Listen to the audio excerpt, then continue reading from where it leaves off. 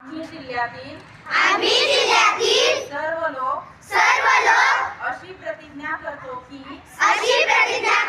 की आम्ही आमच्या जिल्ह्यात तालुक्यात आमच्या गावात आणि आमच्या कुटुंबात बालविवाह होऊ देणार नाही।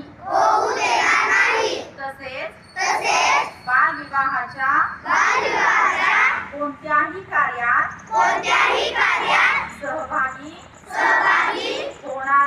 होणार नाही आणि बालविवाहात प्रत्यक्ष शैक्षणिक सामाजिक मानसिक आणि शारीरिक आयुष्यावर दुष्परिणाम होत असतात। याची आम्हाला जाणीव आहे। बालविवाह हा कायदेशीर गुन्हा असून कायद्याचे उल्लंघन केल्यास तुरुंगवास आणि